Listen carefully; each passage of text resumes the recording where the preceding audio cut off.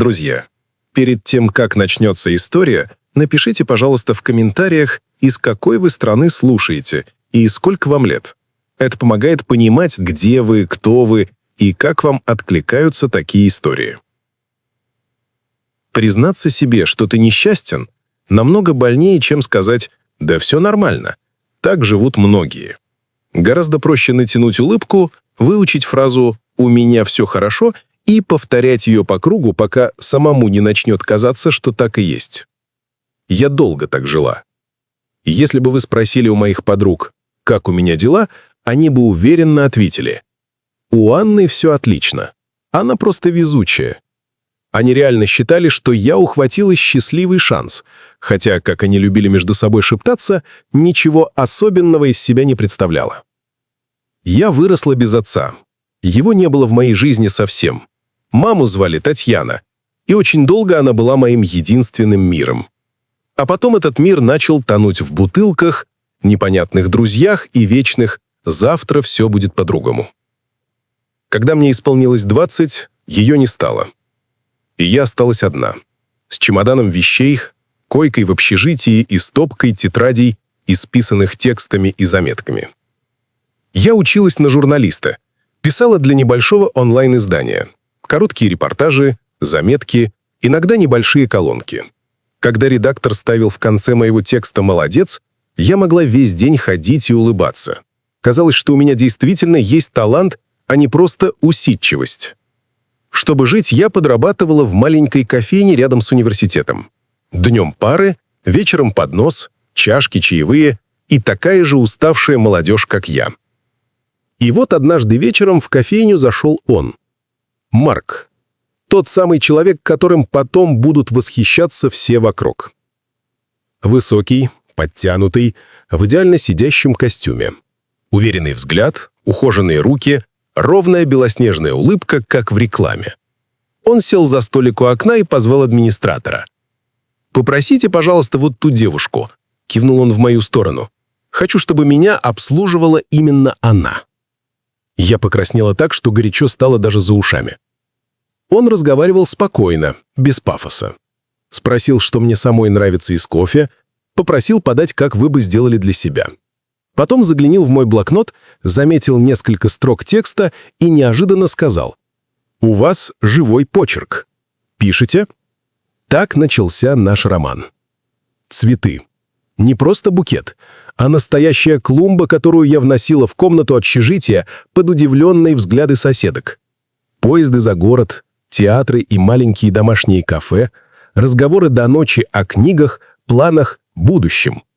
Он был старше меня на 8 лет, уже закончил престижный вуз, успел поработать в крупной строительной компании и потом открыл свое дело. Его фирма набирала обороты, деньги, связи, уверенность. Я смотрела на него и думала: неужели это со мной? Неужели я, та самая девочка из общежития, могу быть рядом с таким человеком? Первый странный момент я, конечно, пропустила. Как-то раз Марк сказал: «Анна, ну серьезно, ты же не для подносов родилась. Я понимаю, что тебе нужно за что-то жить, но моя женщина не должна бегать с чашками». Звучало как забота. Я оправдывалась. «У меня сессия, стипендия маленькая, нужно платить за общежитие». Он махнул рукой. «Я справлюсь, лучше учись и пиши». И я уволилась. Коллектив, гости, суета — все это исчезло, а вместо этого появилась мысль: «моя работа недостойна его». Постепенно он стал подсказывать, как мне одеваться. «Это платье режет тебе рост, давай возьмем другое. Этот цвет тяжелый, ты в нем теряешься, возьми что-то спокойнее и благороднее». У Марка был отличный вкус, и правда во многом он помогал. Купить то, что мне самой было бы не по карману, подобрать фасон, который подчеркивает фигуру. Я не заметила, как однажды, зайдя в магазин без него, поймала себя на том, что стою перед вешалкой и думаю, не мне нравится, а что скажет Марк? После свадьбы все стало еще красивее. Съемная квартира сменилась просторными апартаментами, машина, о которой я раньше и мечтать не могла, поездка за границу в свадебное путешествие, фотографии на фоне моря, рестораны, улыбки. Когда мы вернулись, я сказала, что хочу выйти на работу. Я закончила университет, у меня был диплом и несколько неплохих публикаций. Марк улыбнулся. Давай хотя бы переждем праздники. Сейчас конец года, все бегают, ничего нормально не решается. Отдохни». Логично, я согласилась. После январских праздников он сказал: «Сейчас все только вернулись. Суета, отчеты, не лучшее время врываться куда-то новичком. Подожди до весны». Весной нашлись новые причины. И все-таки я настояла на своем. Начала рассылать резюме, ходить на собеседования. Было страшно, мне много раз отказывали, но в итоге один городской портал взял меня внештатным корреспондентом. Зарплата смешная, но для меня это был воздух. Я снова писала. Училась брать интервью, ездить на мероприятия, искать интересных героев. Редактор однажды при всех похвалил мой материал на планерке. Коллеги Planet Travel, и я чуть не расплакалась от счастья. Только дома все было иначе. «И сколько ты получила за эту шедевральную статью?» — спросил Марк как-то вечером. Я назвала сумму. Он усмехнулся и ткнул пальцем в чек из ресторана, где мы были накануне. «Видишь, мы на ужин потратили больше, чем ты заработала за 2 недели». Он говорил спокойно, но внутри у меня что-то сжималось. Иногда он брал мои тексты, читал пару абзацев и возвращал. Местами интересно, но в целом сыровато. Ладно, для старта пойдет. Или звонил. «Мы сегодня идем к друзьям». «У меня дедлайн», — осторожно отвечала я. «Понятно. Для тебя теперь важнее непонятно, кто в редакции, а не муж». Через полгода таких мелочей я перестала чувствовать себя журналисткой. Я чувствовала себя кем-то, кто много суетится за сущие копейки и вечно кого-то разочаровывает. Я написала заявление об уходе. Коллеги говорили: «Аня, ты только-только начала, потерпи еще чуть-чуть, дальше будет легче». Но чужие слова уже не пробивались сквозь тот голос в голове, который шептал: «Куда ты лезешь? У тебя такой муж, такая жизнь. Перестань смешить людей своим талантом». Я осталась дома. Подруги завидовали еще больше. Я приходила на встречи в новом платье, с аккуратной прической из салона, с дорогой сумкой. Марк иногда заезжал за мной на машине, приветливо махал рукой за стеклом. «Анка, ты в шоколаде», — говорили они, — «сиди и наслаждайся». А я все чаще ловила себя на том, что, услышав, как в замке поворачивается ключ, замираю. По шагам различала, в каком он настроении. Где-то глубоко внутри маленький голос шептал, что так нельзя, что счастье не должно вызывать страх, когда человек возвращается домой. Но я гнала этот голос прочь, потому что вокруг все были уверены, мне повезло. И я изо всех сил старалась соответствовать этой картинке. И вот тогда, когда я уже почти разучилась слышать саму себя, произошло то, что разделило мою жизнь на «до» и «после». Сначала слова, потом крик, а потом то, о чем я всегда думала: «Со мной такого точно не случится». Сначала Марк просто стал жестче. Там, где раньше он делал вид, что шутит, теперь говорил прямым текстом. «Ты вообще умеешь нормально готовить?» — бросал он, глядя на тарелку. «Сколько можно учиться простым вещам? Это платье на тебе выглядит дешево. Ты вообще в зеркало смотришься, когда одеваешься?» Если раньше такие фразы звучали редко, то теперь становились фоном. При людях он оставался тем же идеальным мужем, откроет дверь, подаст пальто, нальет вино, прижмет к себе и шепнет комплимент. А дома мог разносить все в пыль, если я поставлю кружку не на тот столик или не угадаю, что он хочет на ужин. Я все чаще молчала. Любая попытка объяснить заканчивалась тем, что я чувствовала себя виноватой. Внутри росло тяжелое ощущение. Я как будто растворяюсь. Анна, которая писала тексты и смеялась не по графику, исчезала. Оставалась кто-то удобный, терпеливый и очень послушный. В тот вечер, когда он впервые поднял на меня руку, мы возвращались с дня рождения его матери. За столом я чуть ли не по слогам подбирала каждое слово. Боялась что-то сказать лишнее, выпила всего 1 бокал шампанского, остальное время сидела с водой. Домой ехали молча. Я уже по его профилю понимала, что внутри у него что-то кипит.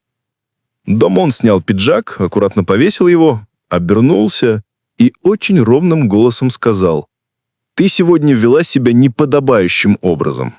Я растерялась. «В смысле? Тебе показать, как ты смотрела на моего двоюродного Грата? Ты вообще помнишь, сколько ты выпила?» Я попыталась объяснить, что все было нормально, что мне даже не нравится его брат, но чем больше говорила, тем сильнее ярость отражалась у него в глазах. Дальше был резкий звук. Мир на секунду вспыхнул белым, щека обожгла огнем. Я стояла посреди комнаты, держась рукой за лицо, и смотрела на человека, с которым еще утром смеялась на кухне. В голове звучала только одна фраза: «Нет, это не со мной. Это не он. Это просто что-то странное». Я ушла в спальню, легла, уставилась в потолок. Не плакала. Слезы как будто замерзли. Утром Марк вошел в комнату с подносом. Кофе в любимой кружке, пирожное из той самой кондитерской, алый тюльпан. «Ань, прости», — тихо сказал он. «Я был не в себе, я просто очень тебя люблю, ревную, понимаешь?» Я смотрела на него и видела, что ему страшно. Но не за меня, за привычную удобную жизнь, где я всегда остаюсь рядом, как бы он ни разговаривал. И все равно тогда я решила поверить, потому что признать, что это только начало, было слишком больно. После этого все стало будто в двух слоях. Один для людей, там мы красивая пара, у нас все стабильно, успешно, ярко. Второй для меня. Там я училась понимать по тону его голоса, будет ли сегодня тихий вечер или очередная гроза из претензий и уколов. Я читала статьи про психологическое насилие, смотрела ролики, угадывала в историях других женщин свою жизнь. Узнавала себя в каждой строчке. И закрывала ноутбук, потому что не хотела называть вещи своими именами. В это время в моей жизни появилась она. Впервые я увидела Валентину Петровну у кассы в супермаркете. Она была маленькой, сутулой женщиной в стареньком пальто. Руки дрожали так, что пакет, который она пыталась наполнить продуктами, разошелся по шву, и все посыпалось обратно на ленту. Люди за спиной начинали нервничать, кто-то демонстративно вздохнул. В ее корзине лежали макароны, хлеб, дешевая колбаса, немного крупы. Еда не для удовольствия, а чтобы организм не отключился. Я подошла и спокойно сказала: «Давайте я вам помогу». Кассир пробила новый пакет, я заплатила за него, сложила аккуратно все покупки. Незаметно добавила туда сыр и печенье. Женщина посмотрела на меня настороженно, как будто не понимала, зачем кто-то к ней так относится. «Я сама», — пробормотала она. «Все в порядке», — улыбнулась я. «Давайте хотя бы донесу до двери». Она так и не поблагодарила вслух, просто кивнула и ушла. Когда я выходила из магазина, соседка по дому, с которой мы иногда перекидывались парой фраз, скривилась. «Ты с ней разговаривала?» «Ну да, пожилой человек, ей тяжело одной». «Аня, ты недавно у нас живешь, не знаешь, это же та самая, которая мужа того-то ножом. Ее все опасаются». Слово «ножом» она прошептала с удовольствием, будто смаковала. Я застыла. Может, там все не так было? «Да что там может быть не так?» Отмахнулась она и пошла к выходу. Я осталась на ступеньках, держа в руках пакет, и вдруг поймала себя на странной мысли. Почему люди так легко раздают ярлыки, не зная всей истории? После этого я стала часто видеть Валентину Петровну. Она жила в соседнем подъезде, я просто раньше не обращала внимания. То стояла в очереди на почте, то сидела на лавочке, уставившись в одну точку, то медленно шла к аптеке, цепляясь за перила. Люди либо ее не замечали, либо смотрели с неприязнью. Кто-то шептал «вот та самая», отворачиваясь. Я начала здороваться. Сначала она кивала чуть заметно, потом стала отвечать тихим «добрый день». Однажды я увидел ее у крыльца аптеки. Она стояла внизу и смотрела на ступеньки, словно те были горной вершиной. «Вам плохо? Давайте я сама зайду за лекарствами». Она помедлила, потом протянула мне рецепт и дрожащую руку с деньгами. Я мягко убрала ее ладонь и сказала: «Не нужно, я принесу». Потом мы вместе дошли до ее квартиры. Однушка на первом этаже, темная, затхлая, с немытыми полами и с запахом лекарства. Это была не квартира убийцы, как любили говорить соседи. Это было жилье человека, которого давно вычеркнули из обычной жизни. Я уложила ее на кровать, что-то простое приготовила из того, что было, открыла форточку, протерла пол. Пообещала зайти завтра. Так началось то, что многие назвали бы странной дружбой. Ее звали Валентина Петровна. Я начала приходить к ней почти каждый день, когда Марк был на работе. Приносила продукты, помогала убираться. Ходила вместе с ней по врачам. Она мало говорила про себя. Читала книги, смотрела старые фильмы. Иногда задавала мне вопросы о работе, о студенческих годах, о том, о чем я давно никому не рассказывала. Рядом с ней я впервые за долгое время чувствовала себя не вещью Марка, а человеком по имени Анна. Марк, конечно, ничего об этом не знал. Я понимала, чем это закончится. И все равно правда всплыла. Как-то вечером он вернулся раньше обычного. Дверь хлопнула. Шаги по коридору стали тяжелыми еще до того, как он вошел на кухню. «Объясни мне», — без приветствия сказал он, «что это за прогулки с той сумасшедшей с соседнего подъезда?»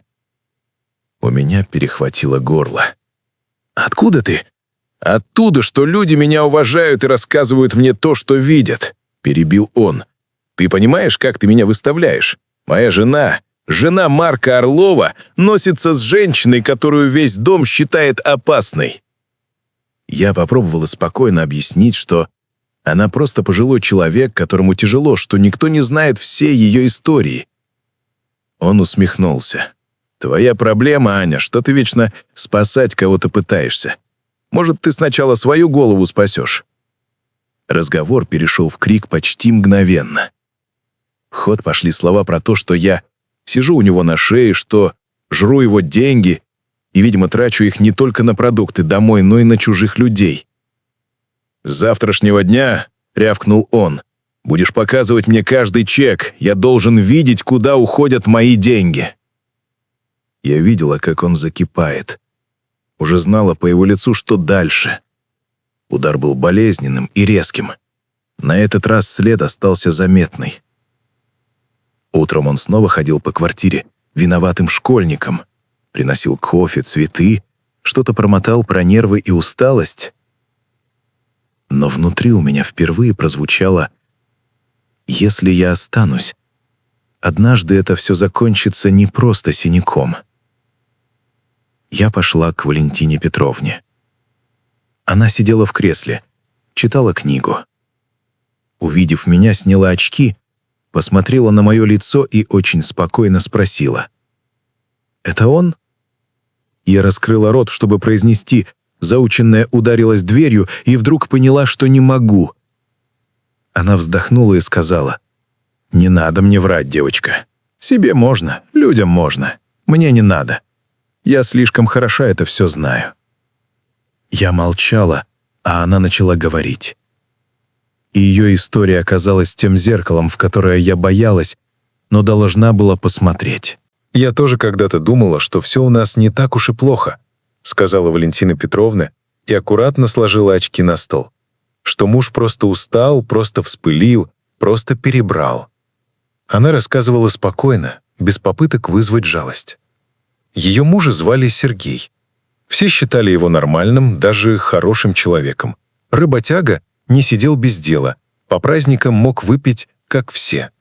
Только то, что, как все, дома превращалось в крики, унижение и тяжелые руки. Сначала это была грубость, потом толчки и случайные шлепки, потом удары, после которых приходилось прятать синяки под одеждой и придумывать истории про «упала», «споткнулась», «сама виновата». «Знаешь», — сказала она, — «самое страшное даже не это. Самое страшное, когда начинаешь ему верить. Когда он говорит, что это ты его довела, ты сама нарываешься, что нормальная жена молчит и терпит. Она жила так 20 лет. Дети выросли и разъехались. Внуков она видела редко. Сергей пил все чаще, приходил злым, уставшим от всего мира. А она все так же закрывала рот и считала, что это ее крест. Потом у нее начались проблемы с сердцем, сложная операция, долгое восстановление. Врачи строго запретили нервничать. «В тот вечер, — сказала она тихо, — он пришел слишком пьяный. Я стояла на кухне, еле держалась на ногах. Нож лежал на столе, потому что я только что резала хлеб. Я несколько раз попросила его уйти, дать мне пройти, не трогать меня. Он не слушал. Напротив, чем спокойнее она говорила, тем сильнее он злился. В какой-то момент я поняла, — продолжала она, — что если он сейчас сделает еще один шаг, завтра меня уже не будет. И рука сама дернулась. Она не описывала подробностей, просто сказала, после этого уже ничего не было вернуть назад. Потом были сирены, люди в форме, допросы. Ей говорили, что надо было терпеть, что, может, все бы обошлось. Соседи, которые годами слышали своры, но решили, что это семейное дело, на суде видели перед собой только одну картину. Он, лежащий без движения, она, та, кто нанесла удар. Им было удобнее считать, что я просто сошла с ума, слабо усмехнулась она. Так картинка яснее. Нормальный мужчина выпивал, как все. И вдруг вот так. А она, значит, чудовище. Ее осудили.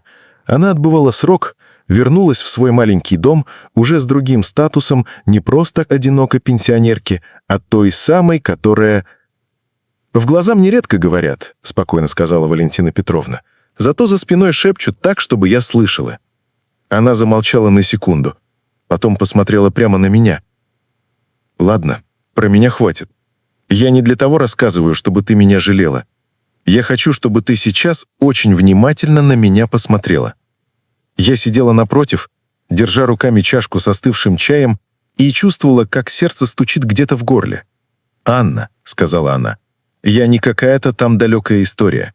Я то, чем ты можешь стать, если будешь дальше терпеть. Такие, как твой Марк, не останавливаются сами. Их останавливает только два варианта. Когда от них уходят или когда случается что-то непоправимое». Я попыталась возразить. «Марк не такой. Он не пьет до беспамятства, он работает, он...» «Бьет?» — спокойно спросила она. Я сглотнула. «Повышает голос, оскорбляет, контролирует каждый твой шаг?» Я не ответила. Это было не нужно. «Ты боишься уйти?» — мягко спросила она. Я кивнула. «Чего больше всего боишься?» Я задумалась и вдруг поняла, что сильнее всего меня пугает даже не он. Меня пугали люди. То, что скажут подруги. Как можно уйти от такого мужа? То, что подумают соседи. Наверное, она сама виновата, если все развалила. Страшно было признать, что моя идеальная жизнь — это декорация. Что много лет я играла роль главной героини чужого сценария. «Люди свое скажут в любом случае», — вздохнула она. «Им все равно, что ты чувствуешь. Им важно иметь тему для разговоров. Сегодня они обсуждают твое счастье, завтра будут обсуждать, как ты падаешь. Но жить-то тебе». Эти слова резали сильнее любого крика. Я ушла от нее, не попрощавшись толком. Вышла на улицу, вдохнула холодный воздух и поняла, что внутри меня сейчас лопнуло что-то очень старое и очень тяжелое. Дома я закрылась в ванной, включила воду. Села на пол и смотрела, как струя стекает в слив. Секунды тянулись, как будто кто-то держал их за хвост. За это время внутри меня поднялось все. Страх, злость, стыд, обида, пустота. Я попыталась заплакать, слезы не шли. И тогда я задала себе один простой вопрос. Если бы у меня была дочь, и она жила бы так, как живу сейчас я сказала бы ей «терпи» или «беги». Ответ был настолько очевидным, что я закрыла лицо руками. Я встала, вытерла воду на полу, пошла в спальню и достала чемодан. Положила туда немного одежды, документы, телефон, зарядку. Украшения, сумки, дорогие платья остались на своих местах. Это больше не казалось мне ценным. На столе оставила короткую записку. Скорее для себя, чем для него. Я ухожу, потому что хочу жить, а не постоянно оправдываться и бояться. Через пару часов я стояла у двери Валентины Петровны. С чемоданом в руке, с дрожью в коленях и одной мыслью в голове, только бы она была дома. Она открыла дверь, посмотрела на меня, на синяк, на чемодан, ничего не спрашивая. «Вы были правы», — выдохнула я. «Можно я у вас останусь, хотя бы на пару дней? Я пока не знаю, что дальше». Она подтянула меня к себе, прижала к груди неожиданно крепкими руками и тихо сказала: «Живи здесь, сколько захочешь. На старости лет, видимо, Бог решил вернуть мне дочь». И тут прорвало. Все, что я годы сдерживала, вышло наружу. Я плакала, всхипывала, цеплялась за ее халат, как маленький ребенок. Потом были разговоры, бумаги, официальный развод. Я сознательно не делила имущество. Не просила квартиру, машину, деньги. Даже украшения, которые он мне дарил, не забрала. Люди не понимали. Кто-то крутил у виска. Как можно уйти от такого мужчины и еще и уйти ни с чем? Марк звонил, писал сообщения, сначала обвинял, потом умолял вернуться, обещал измениться, говорил, что без меня все рушится. Но во мне уже что-то поменялось. Я слышала его слова и понимала, что это не про меня, это про его удобство. Вскоре у него появилась новая жена. Молодая, яркая, с горящими глазами. Она рассказывала всем, какая у нее сказочная жизнь. Я смотрела на нее издалека и чувствовала не зависть, а тихую, очень тяжелую жалость. Я жила у Валентины Петровны, писала тексты, брала любые заказы, соглашалась даже на маленькие гонорары, лишь бы не останавливаться. Постепенно коллеги стали узнавать меня по имени. Редакторы сами мне писали. В какой-то момент я поймала себя на том, что снова смеюсь по-настоящему. Не потому, что надо поддержать атмосферу, а потому, что мне правда смешно. Через 2 года Валентина Петровна ушла спокойно, во сне. Я нашла ее утром в кресле с книгой в руках и потрепанными страницами. Это была вторая большая потеря в моей жизни. Я снова осталась без человека, который стал мне родным.